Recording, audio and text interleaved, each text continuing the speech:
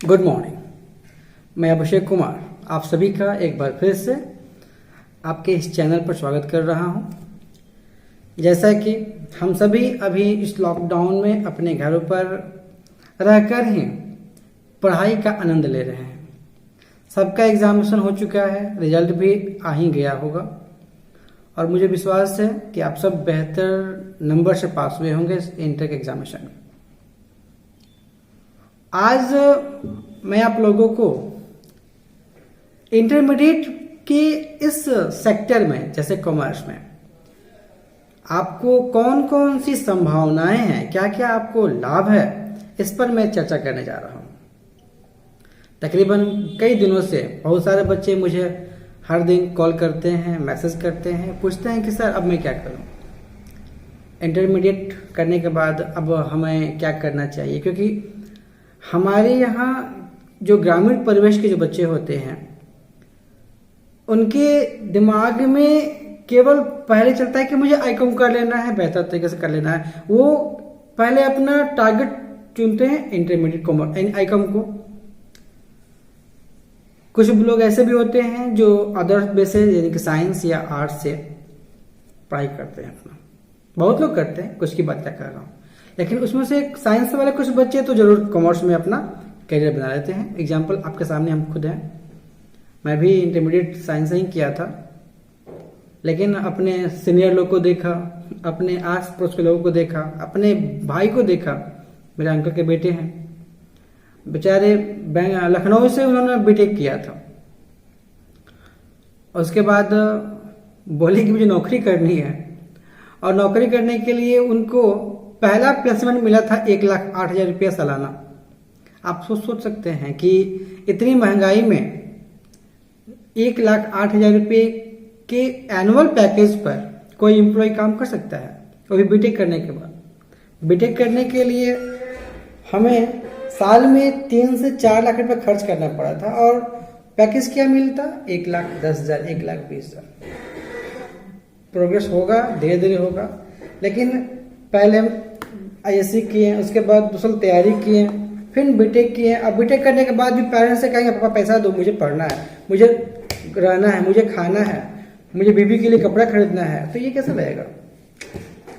इस सोच कर ही माइंड डाइवर्ट सा हो गया और मैं साइंस से खुद को किनारे कर लिया और आज कॉमर्स में आप लोगों के सामने हूँ और परिचय का मोहताज तो नहीं हूँ, बेटा मुझे पता है। तो मैं आप लोगों को आपकी इस एबिलिटी, आपकी इस डिसीजन पर एक बार गर्व करने के लिए जरूर कहूंगा कि आपने अपने सब्जेक्ट को चुना है और यह सब्जेक्ट आपके लिए औरों से तो बेहतर है, इस बात का मैं गारंटी देता हूं। क्योंकि अगर आपको आपके विषय पर कमांड है, अकाउंटेंसी में अगर आपको कमांड है, तो आप मिनिमम 20,000 रुपीज तो इजिली आप अर्न कर सकते हो भारत के किसी भी शहर में, चाहे छोटा स्टेट में जाओ या बड़े स्टेट में जाओ। इवन अपने गांव में भी आप रहकर इस सैलरी पर तो इजिली वर्क कर सकते हो। तो इस बात को आगे बढ़ाते हुए सबसे पहले मैं बात करना चाहता हूं कि आईकॉम करने के बाद हम क्या करें, आईकॉम करने के बाद कौन कौन सा कोर्सेज हमारे लिए बेहतर होगा। तो हम कोर्स का चुनाव अपने फ्यूचर को देखकर करते हैं। हमें क्या करना है, हमारे पास नौकरी की क्या क्या संभावनाएं हैं, हमको गवर्नमेंट नौकरी में जाना है या प्राइवेट नौकरी में जाना है, या हमें खुद का अपना मल्टीनेशनल फर्म ओपन कर लेना है। एवरीवन, अगर हमारे पास कैपिटल है, पूंजी है, तो हम खुद का एस्टेब्लिश फर्म कर सकते हैं और हम अपने अंडर में कई 100 लोगों को नौकरी दे सकते हैं मिनिमम 20,000 के पैकेज पर, मिनिमम 20,000 रुपीज पर मंथ के पैकेज पर। एक बीटेक वाले को 1,50,000 रुपए का पैकेज मिला और हम 2,40,000 का पैकेज इजीली दे सकते हैं अपने एम्प्लॉय को, एक छोटे से कस्बे में रहकर, क्योंकि हम कॉमर्स वाले हैं। हमारे पास एक्सपीरियंस है कि हम किस तरीके से मनी को बना सकते हैं। हमने अपने इंटरमीडिएट में बिजनेस देखा, एंटरप्रेन्योरशिप देखा, इकोनॉमिक्स देखा। अगर हम उसको डीपली स्टडी किए तो हम इस कैटेगरी में तो जरूर ही आ जाते हैं कि किस तरीके से मनी को बनाया जाता है। लोग कहते हैं नौकरी के पीछे जाओ, तैयारी करो, पेरेंट्स बोलते हैं। मेरे ही पापा बोलते थे, 2012 में जब मैं गोल्ड मेडलिस्ट लाया था, एमकॉम में टॉपर किया था, तो मेरा ग्रामीण बैंक में क्लर्क की नौकरी लगी हुई थी। पिताजी ने कहा बेटा ज्वाइन कर लो। मैंने कहा नहीं, बिल्कुल नहीं, क्योंकि मुझे आगे बढ़ना है, मेरे को वहीं पर सीमित नहीं रहना था। उन्होंने कहा आजकल सरकारी नौकरी मिलती है, चपरासी की नौकरी मिल जाएगी, बहुत है अपने लिए। मैंने कहा चपरासी की नौकरी करना होगा, उससे बेहतर होगा मैं खुद का दुकानदारी करूंगा। अपने दुकान पर मैं कम से कम 2-3 चपरासी को तो रख ही सकता हूँ, इतना तो मैं अर्न कर सकता हूँ, फिर मैं क्यों जाऊंगा। पापा से 2 साल बात नहीं हुआ मेरा, कोई नहीं, चला, आज प्रोफेसर हूँ, मेरा खुद का इंस्टीट्यूशन है, मेरे साथ मेरे कई सारे मित्र हैं, मेरे दोस्त हैं, मेरे भाई हैं जो मेरे साथ देते हैं इस इंस्टीट्यूशन को चलाने के लिए। कॉलेज में भी मैं एक लोकप्रिय शिक्षक हूँ। तो इस सब के पीछे मेरा एक चुनाव, मैंने 2006 में साइंस से कॉमर्स को कन्वर्ट किया, अपने कैरियर को कॉमर्स में चुना। एकमात्र वही मेरे लाइफ का टर्निंग पॉइंट। और मैं आप लोगों को इस अनुभव को साझा करने के लिए ही आज इस वीडियो को आप लोगों के सामने लाया हूं। सबसे पहले कौन कौन से सेक्टर्स हमारे लिए एम्प्लॉयर का काम कर सकते हैं, तो मैं आप लोगों को उस कुछ चुनिंदा नाम बता रहा हूं। उसके अंदर कई सारे नाम आ जाते हैं। सबसे पहला नाम मैं बता रहा हूं पब्लिक ऑर्गेनाइजेशन का। हर एक पब्लिक ऑर्गेनाइजेशन को एक अकाउंटेंट की जरूरत पड़ती है। एक जिले, एक अनुमंडल, यानी जहां भी उसकी ब्रांचेज होगा वहां पर एक अकाउंटेंट तो वो रखेगा ही रखेगा।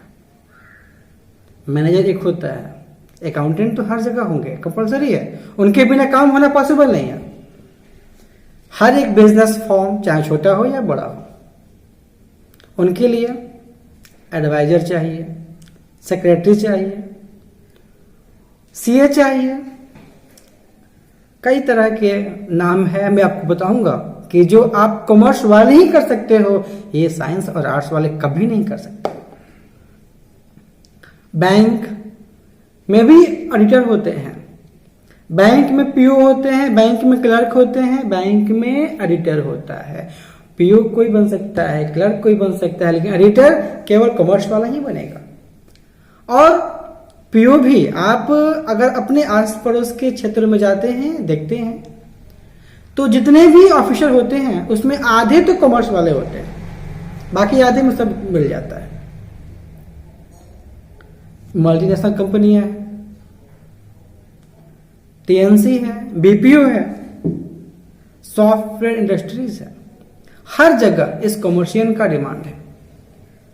1-2 होता तो मैं बताता ना। मैंने एक समूह का नाम लिया। पब्लिक ऑर्गेनाइजेशन में बहुत सारे संगठन आ जाते हैं, एमएनसी में बहुत सारी कंपनियां आती है, बहुत सारी क्या, लगभग 100 जितनी कंपनियां सब एमएनसी में ही आती है।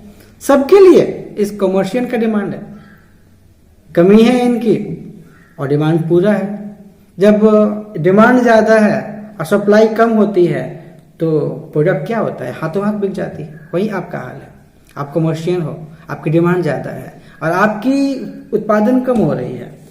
आज हमारे बिहार की बात करें तो हमारे बिहार में आपने देखा एग्जाम हुआ था 2020 में, तो 1,08,000 के 10,000 के आसपास इंटर कॉमर्स वाले बच्चे एग्जाम दिए थे और 14 लाख के आसपास साइंस वाले एग्जाम दिए थे।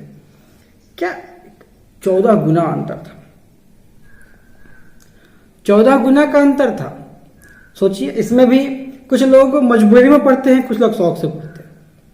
और सबसे बड़ा आपके सामने मुद्दा जो आती है वो इनके पास संयम, क्योंकि जब तक हम संयम नहीं रखेंगे तब तक हम आगे नहीं बढ़ सकते हैं। मैट्रिक पास के लिए नौकरी का जो स्टेज होता है वो मैट्रिक पास वाला ही मिलता है। आईए पास वालों के लिए, इंटर पास वालों के लिए इंटर का ही नौकरी मिलती है। तो जब तक हम अपने डिग्री को थोड़ा बेहतर ना कर ले, क्योंकि मैनेजमेंट करने के लिए मिनिमम ग्रेजुएशन का होना कंपलसरी है। तो हमको आईकॉम करने के बाद 3 साल और पैसेंस रखना होगा। जिस तरह से हमने 12 साल पढ़ाई किया, 12 साल तक हमने पढ़ाई किया +2 तक, तो उस 12 साल में जिस तरह से हमने तपस्या किया, खुद को इसमें ढाला, 3 साल और 3 साल अगर हम और तपस्या करेंगे उसी मेहनत के साथ जितना हमने मैट्रिक में किया, जितना हमने इंटर में किया, तो बीकॉम करने के बाद हमारे पास अपॉर्चुनिटी कोई कमी नहीं रह पाएगी। मैं कुछ एग्जांपल दे रहा हूं। बीकॉम करने के बाद आप कॉमर्स से आप कौन कौन सी नौकरियां प्राप्त कर सकते हैं। तो कॉमर्स वालों के लिए 1-2 नौकरी की बात होती तो मैं बताता, बाकी सारी नौकरियां हैं जो केवल इनके लिए ही बनी हुई थी। पहला नंबर की बात करूंगा तो मैं अकाउंटेंट की बात आती है। विश्व में सबसे अधिक डिमांड इनकी होती है। अकाउंटेंट एग्जीक्यूटिव हर ऑर्गेनाइजेशन का एक चीफ होता है। वो उसके अकाउंट्स को मैनेज करता है, अकाउंट्स को हैंडल करता है। चार्टर्ड अकाउंटेंट जहां जाता है वहां पर कंपनियों की बोलती बंद हो जाती है। एम्प्लॉयर की जबान पे लगाम लग जाता है कि भाई सीए आया हुआ है, गलती ना ढूंढ ले। चाहे वो कोई भी संस्था हो, कॉलेज में भी आते हैं, बैंक में भी आते हैं, हर जगह आते हैं, सीए आते हैं और सब कुछ सीखे चले जाते हैं। कंपनी सेक्रेटरी है, इनके लिए तो अलग समिति ही बनी हुई है। हर कंपनी को सचिव की जरूरत पड़ती है और वो सचिव सीएस वाले ही होते हैं, जो इंटरमीडिएट के बाद या बीकॉम के बाद आप कर सकते हो, इसका कोर्स इजीली कर सकते हो। कॉस्ट अकाउंटेंट है, जितने भी उत्पादन करने वाली कंपनियां हैं सब अपने उत्पादन के कारखानों में इस अकाउंटेंट को रखती है ताकि वो संभावना नहीं कर सके कि कम कीमत पर हम किस तरह से अधिक उत्पादन कर सके, अपनी कॉस्ट को कैसे हम घटा सके, अपने उत्पादन को हम कैसे बढ़ा सके। तो कॉस्ट अकाउंटेंट ये आपका कॉमर्स वाले ही होते हैं। आगे फिनांस की डिमांड तो पूरे वर्ल्ड में है। विदाउट फिनांस हम कुछ भी नहीं कर सकते हैं। तो फिनांस के लिए अलग अलग कोर होता है। एक होता है फिनांस एनालिसिस्ट, एक होता है finance planner, finance controller, finance consultant. तो कई सारे नाम है जो कॉमर्स वाले के लिए ही होता है। आप इन्वेस्टमेंट करते हो, राय लेने के लिए भी बहुत सारे अकाउंटेंट अपना फॉर्म ओपन कर लेते हैं। क्या नाम है उनका? Finance consultants, investment analyst. जितने भी कंपनियां हैं अपना शेयर मार्केट में एक्सचेंज करती है तो उसके लिए भी स्टॉक ब्रोकर होते हैं, वो कॉमर्स वाले ही होते हैं। पोर्टफोलियो मैनेजर होता है, टैक्स ऑडिटर होता है, इनकम टैक्स असिस्टेंट होता है, ऑडिटर हो गए, स्टैटिक्स, इकोनॉमिस्ट। ये सब आपके कॉमर्स का ही देन है। मतलब कॉमर्स के लिए नौकरी कमी नहीं है और ये केवल आप कर सकते हैं, कॉमर्स वाले कर सकते हैं, यहां पर अदर वाले नहीं जा सकते हैं। आप हर जगह, चाहे एसएससी हो, बैंकिंग हो, बीपीएससी हो, यूपीएससी हो, ऐसी कौन सी नौकरी जो आप नहीं कर सकते हो except of BTech and MTech, except of medical and navy. 3 को छोड़ को बाकी सारे में आप जा सकते हो, लेकिन आपको जो मैंने 18 नाम बताया उसमें केवल आप रह सकते हो, अदर के लिए गुंजाइश ही नहीं बचती है। उन्हें तो डेबिट क्रेडिट पता ही नहीं चलेगा। जितना साल में वो डेबिट क्रेडिट सीखेंगे उतना साल में आप नौकरी क्वालिफाई कर लोगे। फिर वहां उनकी अपेक्षा आप और आपका स्किल बहुत ही डेवलप हो जाता है। अगली बात मैं करता हूं, आईकॉम करने के बाद आप कौन कौन सा कोर्स कर सकते हैं। आईकॉम करने के बाद आपके लिए कोर्सेज की संभावना है। पहला कोर्स है आपका बीकॉम कर सकते हो, क्योंकि मैंने पहले ही कहा पैसेंस। आप मैट्रिक करके ऑफिसर नहीं बन सकते हो, आप इंटरमीडिएट करके ऑफिसर नहीं बन सकते हो। ऑफिसर बनने के लिए आपको मिनिमम डिग्री कोर्स करना ही पड़ेगा और बैचलर कोर्सेज करने के बाद ही आप बेहतर नौकरी प्राप्त कर सकते हो। तो यहाँ के लिए आपको पहला मैंने बताया, आईकॉम के बाद क्या करो, आप बीकॉम कर सकते हो। बीकॉम के लिए आईएससी वाले बच्चे भी अप्लाई कर सकते हैं, लेकिन कॉमर्स वाले के लिए थोड़ा चांसेस ज्यादा होता है सीखने के लिए। बीबीए पूरा का पूरा पूरा का पूरा इसमें ऑनर्स नहीं होता है, 1500 नंबर का होता है। ये कहीं कहीं सेमेस्टर होता है, कहीं कहीं एनुअल होता है। यह आपका बेस है एमबीए करने का। CA, CS, cost and work accountant, editor, कई सारे ऐसे कोर्सेज हैं। एलएलबी कर सकते हैं आप। और रही बात पैकेज की, तो एक सीए, क्योंकि सीए की कमी है हमारे भारत में, क्या पूरे विश्व में इनकी बहुत ज्यादा कमी है। एक सीए पूरा जिला संभालता है और हर फॉर्म का ऑडिट कराना कंपलसरी हो गया जब से जीएसटी लागू हुआ है। जिनका एनुअल ट्रांजेक्शन 40 लाख से ऊपर का है, उनका जो जीएसटी मोड होता है वो रेकरिंग का होता है, और उसके लिए हर 3 महीने पर उनका ऑडिट कराना कंपलसरी हो गया है, और वहां पर साइन करने वाले ऑडिटर ही होते हैं। तो इनकी कमी है, और पैकेज इनकी तो लिमिट ही नहीं है।